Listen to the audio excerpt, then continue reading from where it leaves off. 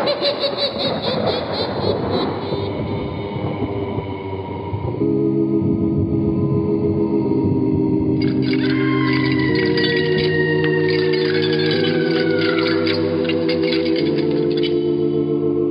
Mysterious Old Radio Listening Society podcast.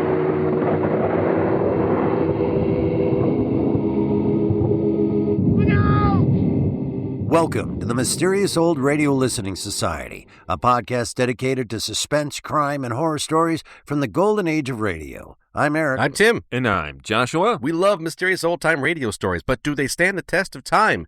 That's what we're here to find out. This week, I chose She, an episode from CBS Radio's legendary anthology of high adventure, Escape.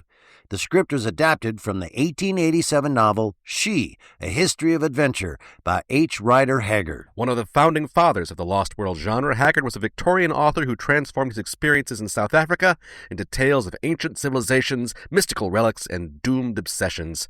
His breakout novel, King Solomon's Mines, was a publishing sensation, and She, written shortly afterward, became just as popular. Since its initial publication 137 years ago, She has never gone out of print, selling over 80 million copies worldwide. Today, the novel is studied as a prominent example of imperialist literature, reflecting British anxiety over female power and authority and its relation to the colonized other. Escape's adaptation distills Haggard's dense 300-some-page novel into a slim 29 minutes. How does it compare to the source material, you ask? What did Escape leave out? What did it add? Don't ask me. For once, I did not read the book. So grab your pith helmet and follow your mysterious old hosts as they wander into the perilous realm of She from Escape, first broadcast July 11th, 1948. It's late at night, and a chill has set in. You're alone, and the only light you see is coming from an antique radio. Listen to the sounds coming from the speaker, listen to the music, and listen to the voices. Fed up with the everyday grind? Tired out from the summer heat? Want to get away from it all? We offer you Escape. Escape, designed to free you from the four walls of today for a half hour of high adventure. You are deep in a fabulous mountain cavern, surrounded by a horde of menacing natives from a lost civilization, held at the mercy of the most beautiful woman in the world, the terrible queen called She.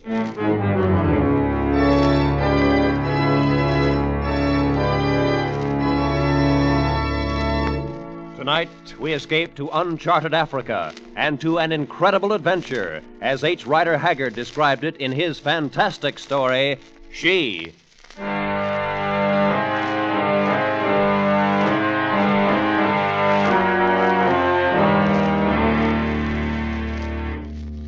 In those days, I was a professor of archaeology at Oxford. And though this may account for my being able to understand some of those strange events which occurred later, it was in no respect the reason for my becoming involved in them. No, the real reason was unbelievably simple. I walked through the caves of the dead in the terrible and ancient city of Kor, crossed the awful abyss, and looked upon the flame of life, only because I was one of the ugliest men in England.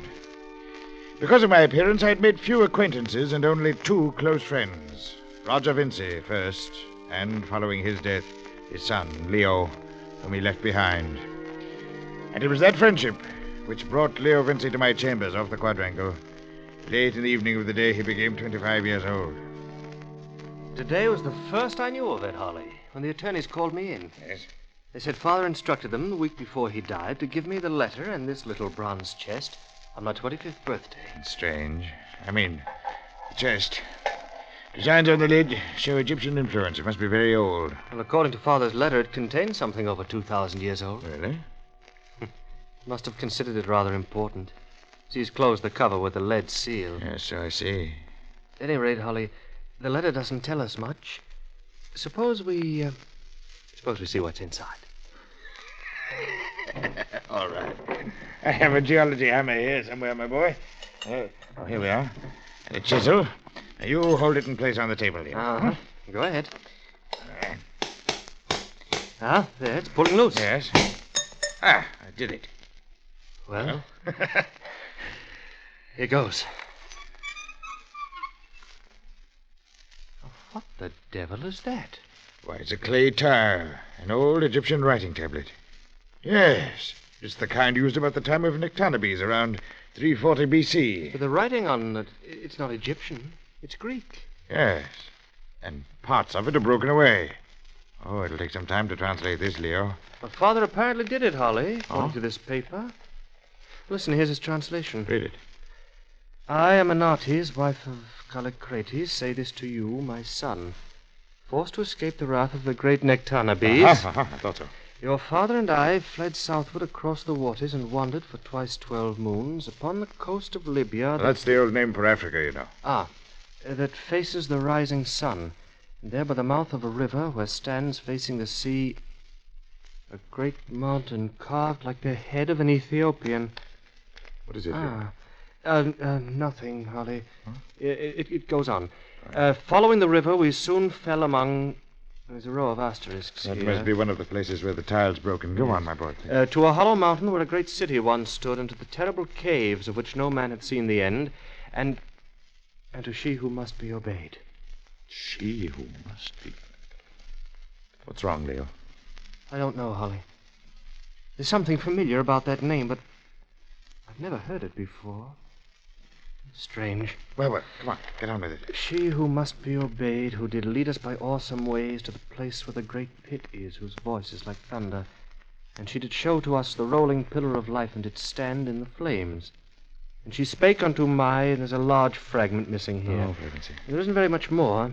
Picks up, carried far away on the ships where I gave birth to thee, and came hither to Athens at last.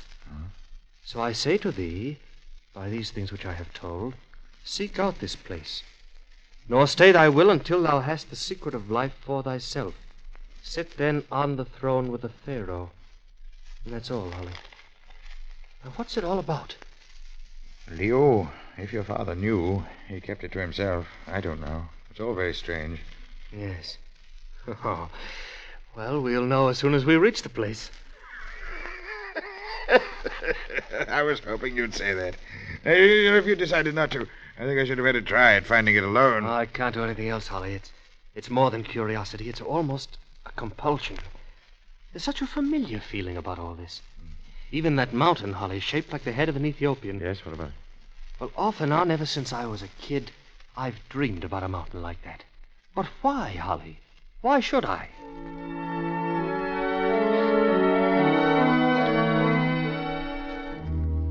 That was the beginning.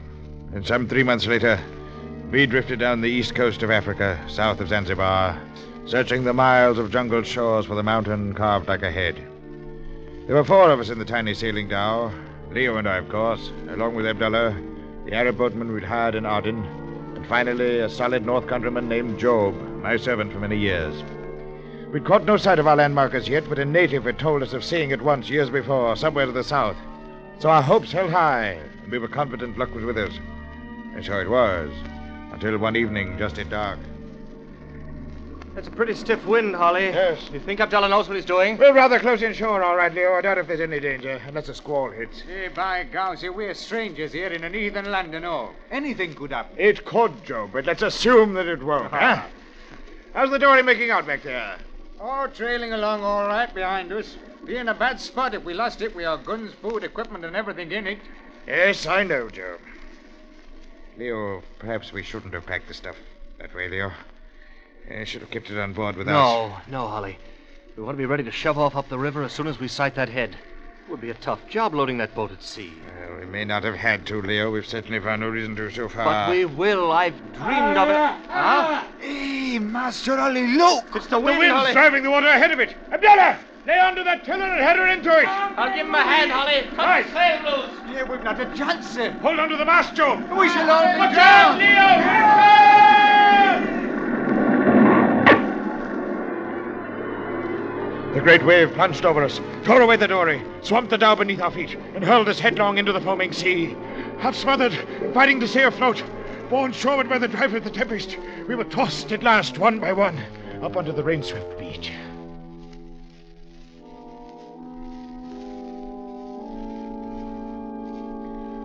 calm dawn found us huddled together on the sand at the fringe of a dark and forbidding jungle. At the south lay the mouth of a small river, and to the north, the beach ended at the slope of a rocky headland. Leo and Job went to look at the wrecked dory, lying at the water's edge 100 yards away, while I searched the shoreline for some sign of our boatman. I found none, and we never saw Abdullah again. Oh, Holly. Find any trace of him, Holly? No sign, Leo. The bridge is gone for good. Oh, it's too bad. What shapes the dory in, Job? Wrecked. Not a chance of fixing it. But the equipment seems to be all right, sir. Oh, good. It's all there, is Yes, it? most of it. The lashings held and the waterproof cases stood up very well. Only trouble is we're afoot. Yes, we're going to have a lot of trouble following the coastline. We won't follow any coastline, Holly. What? We're going up that river. We- Take a look at that headland there to the north. It Yeah? shows up better from the wreck, Holly, but with the sun coming up now, you can see it from here, too. Why, Goom, it's shaped like a human head. That's it! That's the landmark! Right, Holly. And that's the river Callicratius followed with his wife, the same one we're going to follow. Oh, but Leo, with the boat gone, we shall have to break trail through that jungle and follow that riverbank. Yes, we'd better get started. Look, gentlemen, why can't we just stay here and try to signal some ship? Oh, there's not much chance of it, Job. They stay pretty clear of this coast. But anyway, this is what we've been looking for. I don't really know what we are looking for, Leo. It's been more than 2,000 years since Callicrates went up that river. And things must have changed a great deal by now. Holly, that carved head up there in the mountain. It looks exactly the way it always did when I dreamed about it. It's incredible. I've got a strange feeling that whatever Callicratius and his wife found back there in the jungle will still be waiting there today.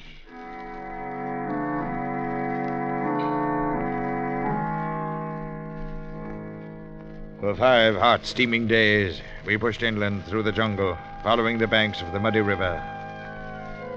Mile by mile, the creeping undergrowth became more dense. The river shallowed and became sluggish, and the swamplands began to stretch out from the low banks. Foul pools and stagnant lagoons full of soft black mud covered over with a green scum made every step a hazard. Crocodiles slid away at our approach, and bright-colored snakes glided out from underfoot. Mile after mile, we forced our way through those evil swamps, each mile more difficult. And finally came the morning of the 6th day. Oh, I don't know, Holly. If it gets any worse, we'll never make it. Excuse me butting in, gentlemen, but Yes, Joe. I say we should turn back. Oh, no, Joe. We've spent 5 days getting this far. It'd be a shame to waste it. It's just the way I feel. We'll keep on as long as we can. Oh, What, Leo? oh, I stumbled over something in the mire. Here, take a look at it. It's a rock. Look. Yes. It's a square stone. It's been hand-cut. There's another. It's a section of an old wall of some Sort of a dike. That's it, Holly. A long time ago, the river was held between stone dikes along here. Like a sort of canal. Possible. That might account for the swampland. The dikes gradually fell to pieces, and the river spread out through the jungle. Of course. And, Holly, there could be only one reason for building them. So that boats or barges could come in from the ocean to some kind of a city. City, gentlemen, why don't we turn back while we That's can? it. City. It had to be a long time ago. Centuries ago, Leo. Could still be there, Holly. This place has never been explored. Nobody would ever try to come through these swamps. It may include us if it keeps... Job, what's the matter with you? He must be... Oh. Look! Natives. Ah, Where the devil did they come from? I don't know. Ooh, strange-looking brutes. Look at those clothes they're wearing. Yes. I've never seen any quite like them. Except in... Hey, Gop. Baka ni biko? Do you recognize their dialect? No, it's a little like Arabic. I might try that. Yeah. Sabul al-Hayya. Kaifa? Gop. Ni boko ni vek. I've never heard anything like it before. They seem to want us to come along with them, Holly. Yes. You think we'd better chance it? Well, they outnumber us 30 to 1, Leo. Yes, and they're all carrying those stabbing knives. Well, Baka zedango. hang on to your guns. They don't seem to know what they're for. Let's go.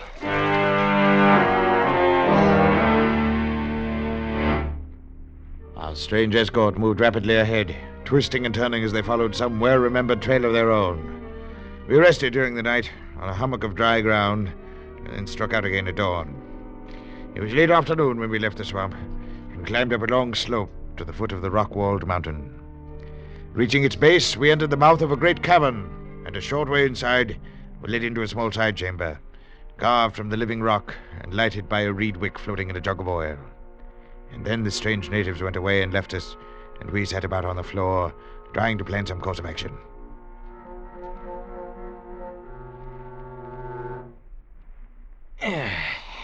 Oh, dear. How long do you suppose we've been here, Holly? Close to 2 hours, I'd say. Yeah. Must be dark outside by now. Holly, do you have any idea what race they belong to? They're not like any other natives in this part of Africa. Oh, I've seen people much like them in some of the villages in southern Egypt, Leo. But I don't know any more about it than that. They wear those odd tunics, too. Cotton or linen, I suppose. Those bronze headbands. Must have been out of contact with the rest of the world for centuries, Holly. Heathens, that's what they are, and up to no good so far as we're concerned. That's You what may I be right, think. Joe, but I still want to find out about the other things Eminatis wrote on the tile. The city of Ka and the pillar of fire, and she who must be obeyed. We found the caves, at least. Though I can't see anything so terrible about them. Perhaps we haven't seen everything the cave. Oh, well. Ni bohop, Oh, zeni bahop, our little chum. zeni bahop. He seems to want us to follow him. Hmm. Well, hang on to your guns. Right you are. Stick close together. Don't let them separate us. All right, Job? Come, let's go.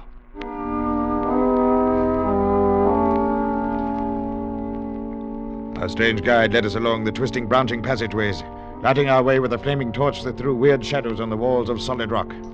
Now and then we passed side chambers lined with long rows of stone slabs. And then I saw that each slab held the sheeted figure of a human body. And I realized these caves were one vast crypt filled with the mummified bodies of some vanished race. Gradually, as we moved on, a most remarkable sound began to grow louder, made up of the guttural voices of a crowd, the throbbing of drums, and the moan of some strange musical instrument. Suddenly, the narrow passage opened out into a great hollowed cavern where natives danced and postured in the eerie glare from 100 huge torches placed about the walls. I stared in amazement, for the torches were flaming mummies tied upright to the posts, and the guide had lighted our way through the passages with a human arm. Nebok, borg jehin. I think he means for us to walk toward that platform in the center. Yes, there's a pit of coals burning in the top of it. Nebok. Yes, come on. Watch it, Holly. I don't like the looks of this. All right, keep your gun handy, Leo. Stay right with us, Joe. Yes, they look Listen. anything but friendly. If anything starts, try to get on the platform. They've got no weapons except those stabbing knives, remember. Well, here we are. Now what? De ban nivet. It's quite some fire they've got built up. I can't understand what they need to do. Job! Job! Look out, Holly! They killed Job! The devil's back against the wall, Leo. Pick up. Watch it, here they come. All right, you. Stab Job without a chance there. What are you left? Holly, let's try for the free. Haggard! Hand those him out! What the deuce is this? Old man in a long white robe. Hold your gun ready, Leo. We'll see what happens. Never Andy! Hands about!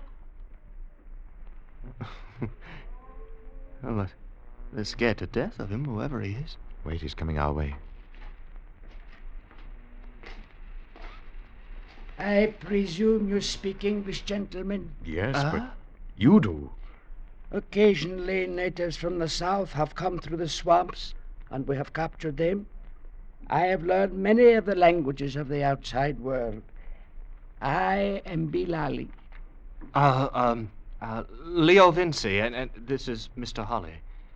I am most sorrowful for the death of your companion. Oh, yes, poor Joe. My children had no excuse. They know the law. From now on, you will be allowed to complete freedom. No white man is ever to be eaten. Eaten? That is what would have been done to you. But rest assured, her law is just, and their punishment will be swift. Whose law? That of she who must be obeyed. Holly. This is it, Holly. We're still on the right trail. She has demanded your presence. I have come to take you to the place where she is. Tell me, Bilali, who or what is this she who must be obeyed? A goddess? A queen? A white woman? I could not say, my son. I have never seen she. Come along.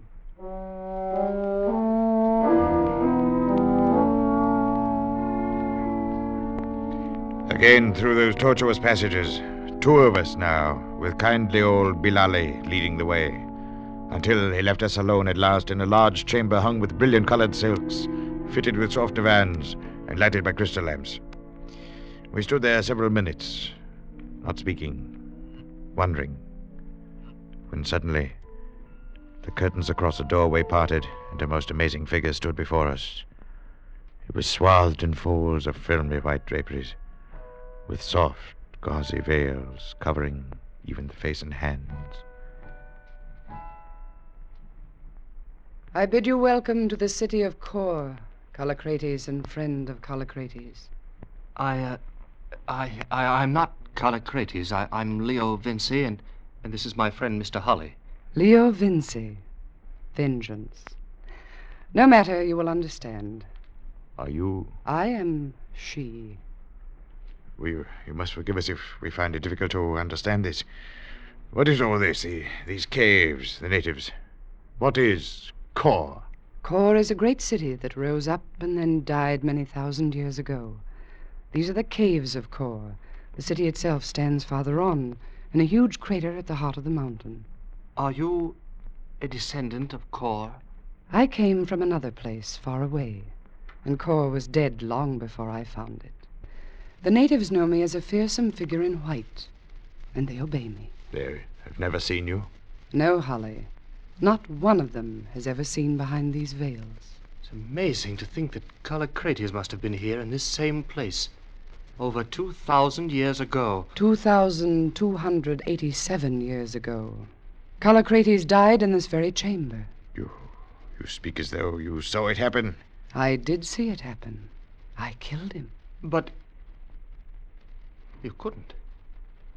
That was over 2,000 years ago. Yes, and at that time I had been here in Kor for more than 500 years. Impossible. How do you know? You haven't seen me. But then you claim to be immortal. Yes, as he could have been had he stepped with me into the flames of life. As you can be, my Callicrates, if you so choose. I hope you'll forgive me, but I can't believe anything so fantastic. Is it proof you need? Proof that I once did an evil act in anger and paid for it by waiting alone through all these centuries? Proof that my waiting is ended now? Then look upon it behind this curtain. A mummy. A mummy like those out in the caves. But look at the face. Leo, it's you. That's you lying there. That is the body of Callicrates, whom I loved, and whom I killed in anger when he refused to leave her and stay with me to become immortal. His wife Aminaertes fled across the mountains and later gave birth to his son, your ancestor. Then, Leo, that clay tile has been handed down in your family for over 20 centuries. I have paid for my sin, and I have waited, knowing that someday my Callicrates would be born to me again, would come back to Kor and find me. It was as though I had to. I dreamed of that carved mountain before I'd ever seen it. And your name, she who must be obeyed. It struck some chord in my memory the first time I heard it. It is your heart that must be obeyed now, my beloved. The decision is yours whether to leave me once again now that you have found me, or to walk with me into the pillar of life, to love me and to become immortal. Yes. I feel somehow that this is the ending of something I've been moving toward all my life. Leo. But it isn't possible. Immortality. And how can you love someone you've never seen? Then you shall see, my beloved. I've worn these veils for you, and for you I... Look. Oh. The soft veil slid off from her shoulders, and she, stood revealed before us. The most beautiful woman the world has ever seen. Will you leave me now, my Callicrates, or come with me to the flame of life? I'll go with you anywhere. Anywhere.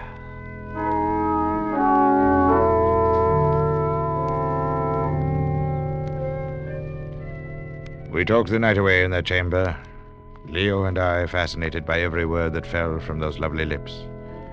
She talked of the hidden knowledge of ancient lands, sang softly of her thoughts in rhyme, and spoke once again the words of long-dead poets, forgotten by the world.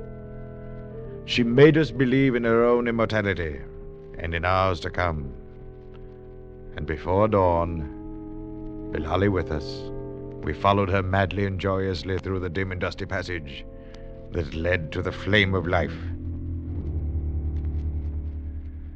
We came to a great abyss, with a narrow ledge crossing over it like a rainbow of rock.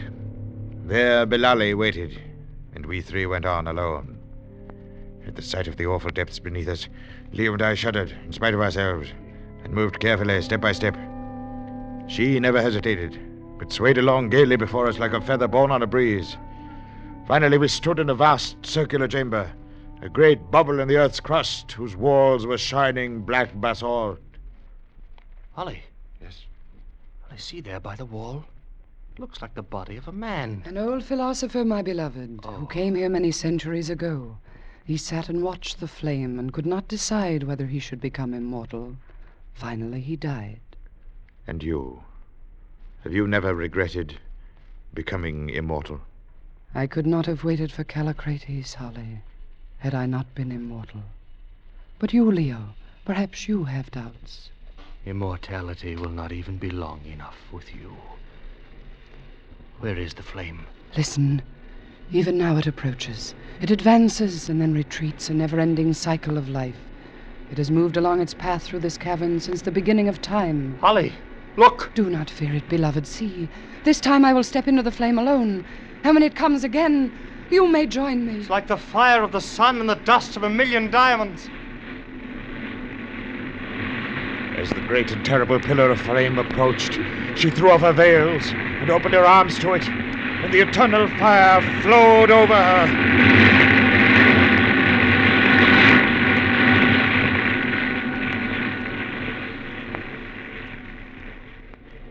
It passed, and left her there, standing with her head bowed. Are you all right? It didn't harm you? No, my beloved. Can one find harm in the flame that created life itself? Do you believe that... What's wrong? Tell me what's wrong. The flame was different somehow. Now that Callicrates has returned, the curse of everlasting life is lifted. Leo, she's aging, growing old. No. Oh, no. I do not... If I go, search for me. Search. Merciful heavens. Oh, no. No! Even as Leo's hands reached out to touch her, they closed on a dry heap of soft, gray dust.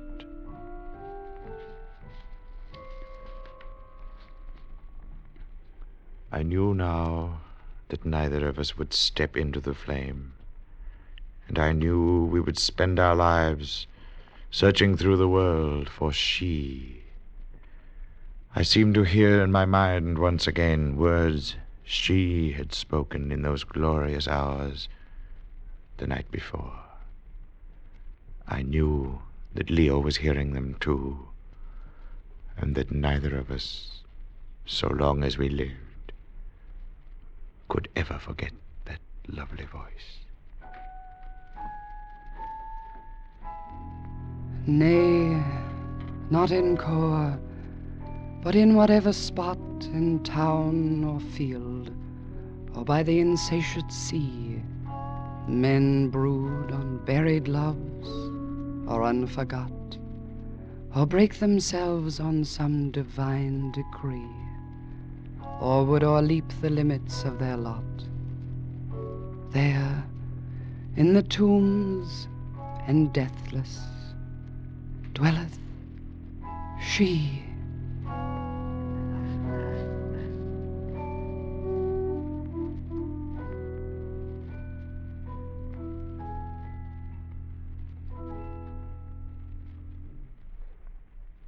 Escape, produced and directed by Norman MacDonald, tonight brought you She by H. Rider Haggard, adapted for radio by Les Crutchfield, with editorial supervision by John Dunkel. Featured in tonight's cast were Barry Kroger, Larry Dobkin, Kay Brinker, Ben Wright, and Wilms Herbert. Special music by Ivan Ditmars. Next week. You are clinging precariously to a diving, pitching longboat, lashed by mountainous seas in the center of a hurricane. And at the helm, driving you on, is a man bent on revenge and willing to kill for it.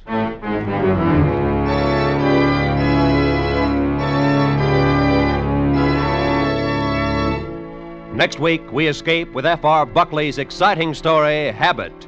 Good night, then, until this same time next week, when once again we offer you Escape.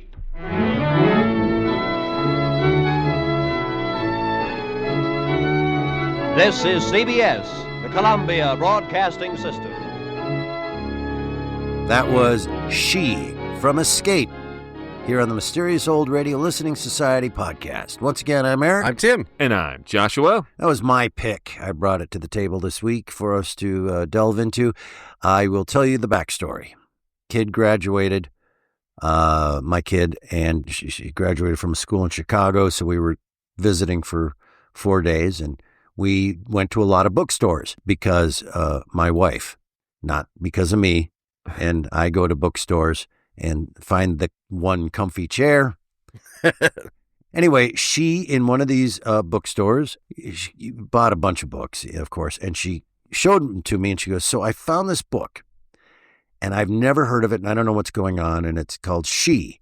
And she goes, she read the, back cover, did a little research online. She goes, and I was thinking, I want to read this because I think there's some potential here for this to be a radio show. And I go, wait a minute, in the hotel room. I go, She, and I get on my computer and I go, I'm pretty sure that's an episode of Escape. And she goes, oh, really? And I go, yeah, in fact, as I'm looking here, it's been done a number of times. So we start delving into this. Everything you said in the intro that was written, we discovered it was a lost world genre, the beginning of this whole thing, that it was incredibly popular, that it is still popular, at least as a discussion tool of, is it stand the test of time or not, still selling worldwide. We did not know anything about this, right? We didn't know this person, this author, and she got like a 1920 version, like this old version. Yeah, it's old. And she's like, I think this should be a good radio show. So I sent her this, right, saying, well, let's hear how Escape does it and see if we can do it better. She goes, I'm assuming something written that long ago that takes place in Africa is problematic. She goes, maybe I can help with it. Anyway, that's how all this came about. Well, I'm surprised you don't know this author just because King Solomon's Mines was a big influence on Indiana Jones. Right. I know that, but I don't know anything about. So y'all want me to blow your minds? Yes. Remember Hardcover Theater? Oh, yeah. They did a stage adaptation. I was in it. Oh, there was a stage adaptation of She? I played Job. Crazy. Wow. Okay. Did you just stomp around and say heathen a lot? I was mostly like, we should go. This is not good. I like that the character named Job has no faith in this endeavor whatsoever. Right. Ironically named. It's been a while, but I think I have read it. Okay. I think I saw this one too, right? He had the little ribbons as the eternal flames that they walked through. It was used with a fan kind of. Yeah.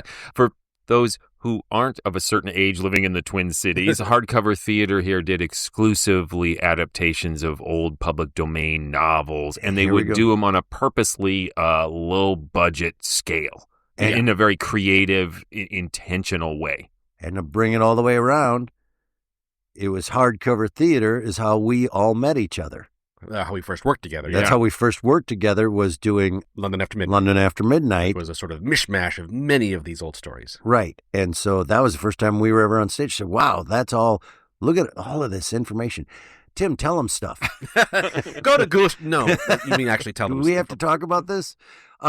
So I, of course, didn't read it, but I did read the synopsis of it because I saw that there was this giant 300-page novel. And I was like, wow, they're going to do a 30-minute version of this.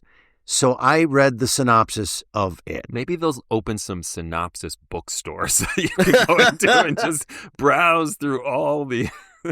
It's called, blurbs. what were they called? Cliff Notes. Yeah. That's how I got through college. So, Those books are huge. anyway, not Clifford the Big Red Dog books. So, all right, so I got a gist of what goes on here. I'm going to tell you, based on that gist of the plot points of everything, it moved fast, and they did leave some stuff out, but overall, a 29-minute adaptation of that gigantic novel, I think they kind of hit it. I think they kind of nailed, at least, I'm not talking about production. I'm saying, wow, you really got most of that in. Broadly speaking, I will say that it struck me that way. Not being familiar with the source material, Right. Other than I had the cultural familiarity with the author, but I've never read the book. I felt like this should be more of a jumbled mess. And it was surprisingly coherent. Right. Yeah, it's like that Willy Wonka full meal and a piece of gum. Of like, yeah, this is all the flavors. Right. Without actually eating the meal. It's a great analysis. Yeah. I mean, the question is that satisfying? Right. And just simply having all the flavors there. Right. There's not a lot of time spent delving into anything. You're just hitting the beats as fast as you can. It's pacey, but not in a thrilling way. Yeah. It moves, but sort Right. of like one of those conveyor walkways at the airport. Right. Not like a roller coaster ride. Right. It's less, what's going to happen next? And more like, oh, I get to put my suitcase down. I mean, it's a different kind of joy. Right. As you might imagine, the setup, not missing a lot there. The journey all the way to Column of Flame, like there's a lot missing there. Oh, so you've read this? Yes. I can never guess what you have and haven't read. I'm surprised you have not read this. You're a black box to me, and I'm glad I can be a black box back at you. Anyway, the guy's name, the main guy, apparently in the novel, when he gets to this land and the tribe takes them prisoner, he ends up falling in love with one of the women from the tribe and marrying that woman. And when they do find she who you must obey, she's angry that the reincarnation of what she's been waiting for is married, and she kills her. Oh, so there's conflict in the actual novel. The main thing, the main difference that I would pay attention to was I'm pretty sure Job lives quite a bit longer. Yeah, Then so 5 seconds. It feels like what we're saying is the novel is longer. Well, there's a lot more events that happen. I mean, I suppose like it's the same. That it's obstacles, exciting, adventure-y obstacles, Yes. right? Here, they just get thrown out of a boat. Yes. And then they get on the airport walkway, and they end up in the cave. To actually get into discussion and criticism of elements, one of the things that sits with me wrong about the story in general is how much Destiny is just like, you're watching Destiny drive its own little toy trucks around of like, they get thrown out of the boat where the river turns, and like, I think of it, as I often do in game terms, of it's an adventure on rails. You go here, you look at that thing, it moves you to that thing, and it's the characters are basically motivated by just following to the next step of whatever Destiny is pushing them at. Right. And I mean, that mirrors obviously the whole idea of the British Empire and imperialism. Like we're destined as the superior race We are to being called to yes, this. called to this thing, and we will raise these other savages up along with us, but still keep them much lower. So yes, that is why it is studied. But I think this one has an extra layer of fascination to contemporary scholars because of the positioning of she. Mm-hmm. I have read analysis, too, where people thought, are they talking about Queen Victoria? Is they're kind of presenting her as dark and vengeful, but also there's some virtue there, too. Right. I mean, it's hard to tell in this adaptation because she just appears to be a beautiful sex object that immediately makes them both go, and speak in this breathy, sexually expectant tone. It's a kind of funny scene when she reveals her face and they just have very mundane dialogue that's all spoken like, Veil coming off her shoulders. Leo, protagonist, Leo. That's his name. Oh, yes. It's also, weirdly, why the Pope chose his name from this book. Oh. Yeah. The Pope said, I love she, the book, so I'm going to be Leo. I'm pretty sure that's not true. I'm sure that's true. I also love the ugly guy. Like, I've had two friends in my life. My best friend, and when he died, his son. And someday, I hope to be best friends with that guy's son. Because I'm so ugly. I don't know if it's true of the book, but one of the disappointing aspects to this drama is just how generic and dull the characters seem. And I was the ugliest man in the world piques my interest at the top because I mean, how is this going to play into this character? How did these events that happened to him in his past, is how they led him to here? But no, it's just a throwaway line that he didn't have many friends. And if he had more friends, he would have been just hanging out with them instead of meeting she. In Libya. Africa, once called Libya. Fun fact. Once called Pangea's midriff. Sorry, there was something I read about what the significance was of him being ugly. I don't know if there's a significance some outside kind of the plot. Well, I think people would read into a ugly old man and a young virile man in Leo. It seemed like they were setting up some sort of duality there, and maybe they play that out more in the novel, but they don't really play it out here. Or if that was like, I'm the ugliest man in the world, this is the only way I would ever spend time with an attractive woman if I go to the former country of Libya. What's the name of the city? Kor. I'm assuming in the novel we get a lot more of those descriptions of a underground cavern of mummies that are so ubiquitous they are being used as torches. I think that's the most vivid thing that you just can't leave out is we make candles out of bodies. Yeah. Yeah, it's got everything that I want. It's high adventure, that thing that I talk about all the time on this podcast that just not too long ago, many parts of the world just seem so undiscovered and possibly full of all sorts of things that we could never have imagined. This had all of the markings of that. And as I said, as we discovered the book and then we're, all right, I'm going to listen to this. Anna was Escape. Right? Yeah. It's such a good show. It might be my favorite, and it's always so well done. I was just, not quite jumping to the vote, but I was mostly disappointed. I thought, but I'm going to say that that's the best you can do with this book if you have 29 minutes to tell the story. But I defy you. Yes, you can. It goes back to your comparison to the bubblegum, Willy Wonka bubblegum. It's like, yeah, you did it, but why? Right. Yeah, it's a novel, and there's a reason it was that length to begin with, because you just don't really have much of a conflict. You have this brush with cannibalism. Right. They're going to eat you, but we have not. a strict no-eat white man law. The other white meat. Right. It's like, so you feel like, okay, that's probably 6 chapters in the novel where people are trying to eat them, or I'm exaggerating, but like it's just sort of briefly thrown away. I was really hoping we've slightly touched on this in this podcast, but there is a series called Moon Over Africa, which I love. It's problematic, but I love. And I had that hope for that kind of feel for this. It falls short, but Moon Over Africa was 26 15-minute episodes. Yeah. They had a lot of time to delve. This really could have benefited from just 1 hour or a 2-parter. To be clear, Haggard, between King Solomon's Mines and this, like Raiders of the Lost Ark, just almost all pulp adventure owes a page to. Right. Which is why I was excited, because of everything we're talking about. Everything we're saying is why I brought it to the podcast. This was the discussion I wanted to have about the author of this, and then of course, the show itself, but it could have been.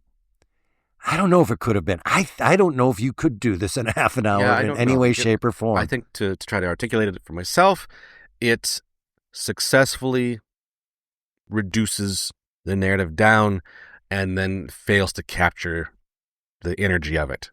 Right. Mm-hmm. Conflict, suspense, it's terror. Static. Yeah. It's pretty static. I love the segment where and it's a throwaway line, again, probably from the novel, but when they see the body of the old philosopher who could not decide whether or not to go through the flames and sat there in indecision until he died. From my point of view, I'm like, that's the story I want to hear. That capsule there as a synopsis, that sounds like the synopsis for like a Jorge Luis Borges story, right? Like this very philosophical. Like I feel like there's more energy in that little description than in all of what they put out there. Try to remember, because it's been a long time since I read it. If I read it, but I'm pretty sure I read it. Now we're getting to the number. But if I read it, because it's been a long time. You went to the synopsis store. But there was a conflict of like when it's. So I want you to step into the flames, and I'm sure like, she might be trying to kill me. Yeah, that wasn't here. I do think it's interesting from the story. She who must be obeyed. This will be hilarious. Come into the fire.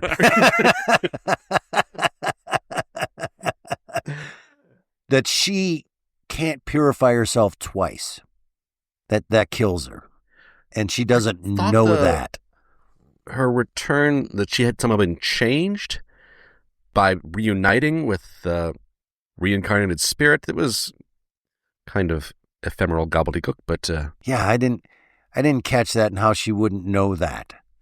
The idea presented in the episode is that Leo, who looks identical because he is him. He's reincarnated him. But the episode suggests it's this long lineage. So it has this idea, at least from a contemporary point of view, like almost like some sort of genetic perfection required to reach this point. However it is, or he's finally the perfect reincarnation and the others were less perfect, that changes the fire.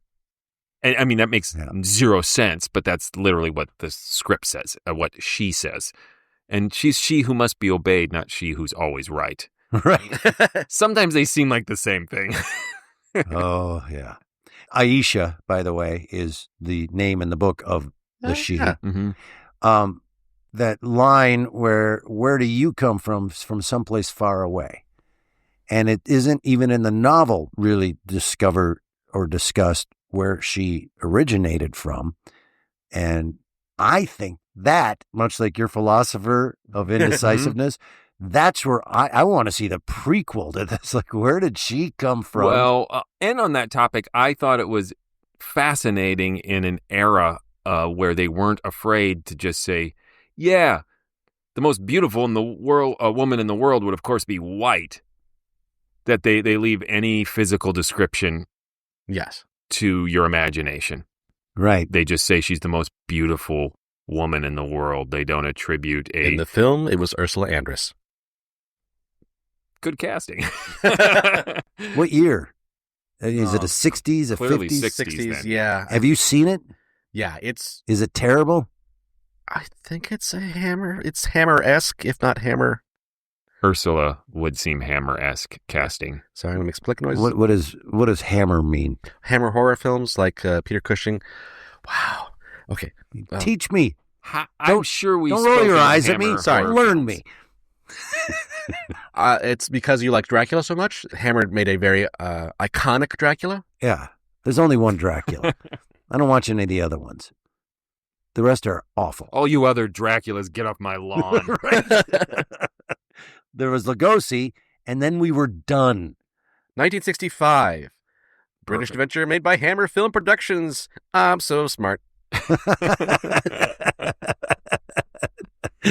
That's what I consider smart. Okay, but people don't. This recording session is the first time in 10 years that we've actually brought laptops with us, and we're looking it up. Speaking Speaking of looking things up, okay, Yes. she recites what is clearly a poem at the end, and I was like, is that from the novel?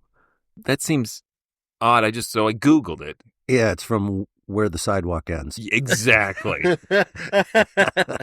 She who must be obeyed will not take the garbage out. And if the internet is not lying to me, that is a poem by the Scottish writer and anthropologist and folklorist Andrew Lang, and it was written after she was published. It was a piece of fan fiction poetry dedicated to HRH, H. Rider Haggard, and Andrew Lang also co-wrote with someone else whose name I don't remember a parody the next year of this novel called He. So Les Crutchfield incorporated fan fiction into this script. So she is writing a poem dedicated to her by a fan. That's a lot of layers. Yeah. He who says, okay, if I have to. Oh, since most of this podcast has just turned into all the influences she has had, but not much of a discussion of the actual radio show because there's not much there. A lot of listeners, such as myself, were probably first made aware of she through the great British television show Rumpole the Bailey. Anyone watch? No. I know Eric has never watched Rumpole the Bailey. No, but I guessed his name, so I got to get my baby back.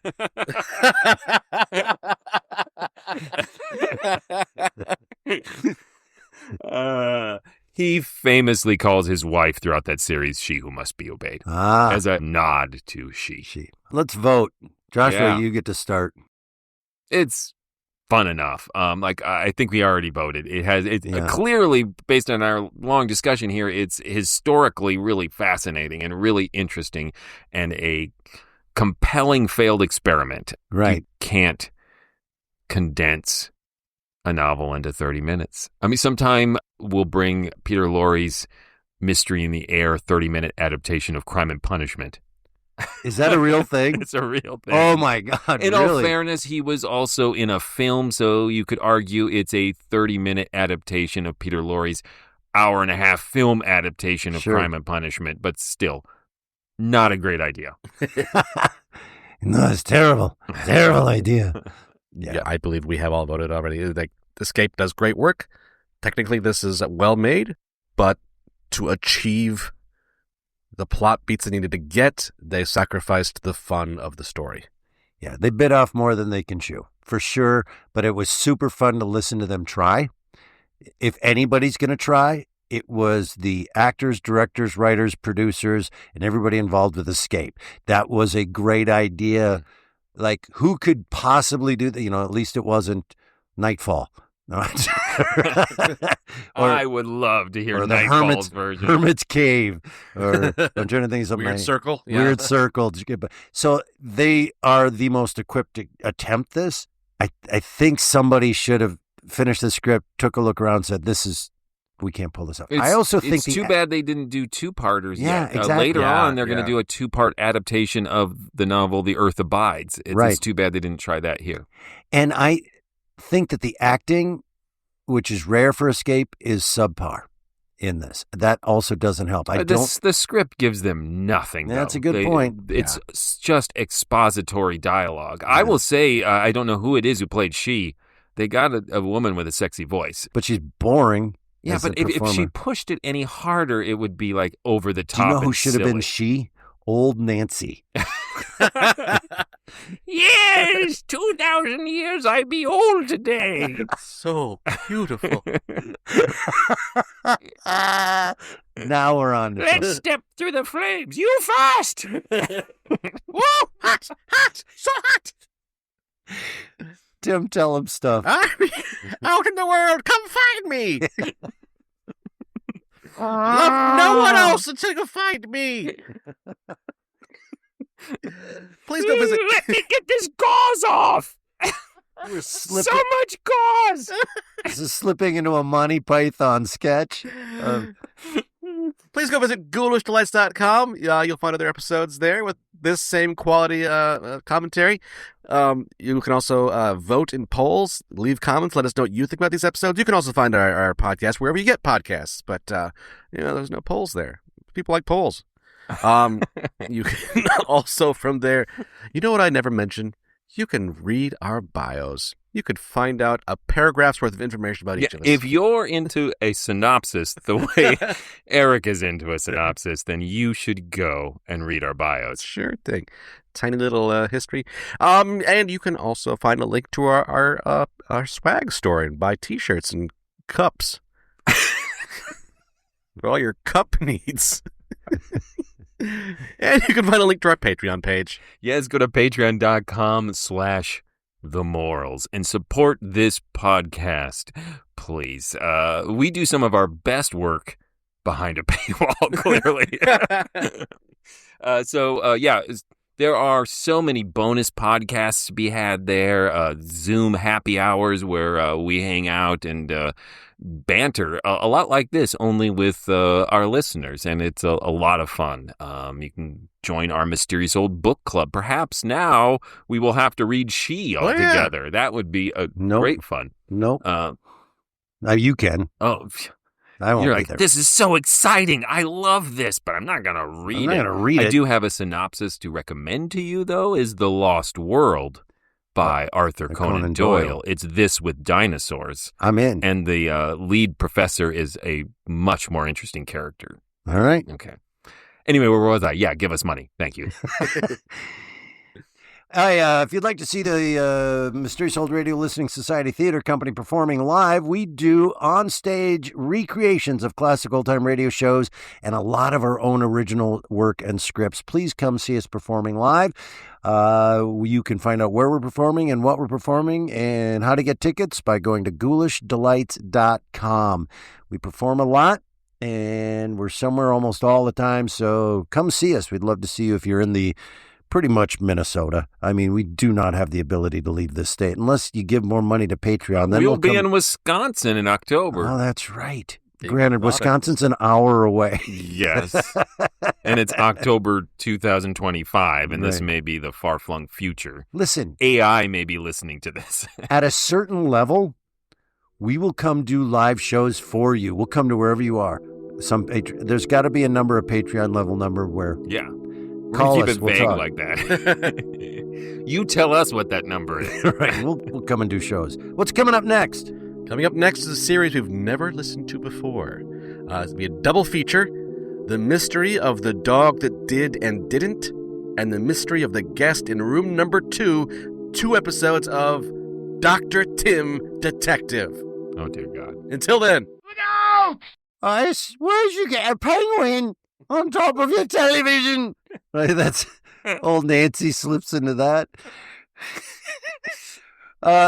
Old Nancy as performed by Monty Right, Python. that's pretty much. Pretty good.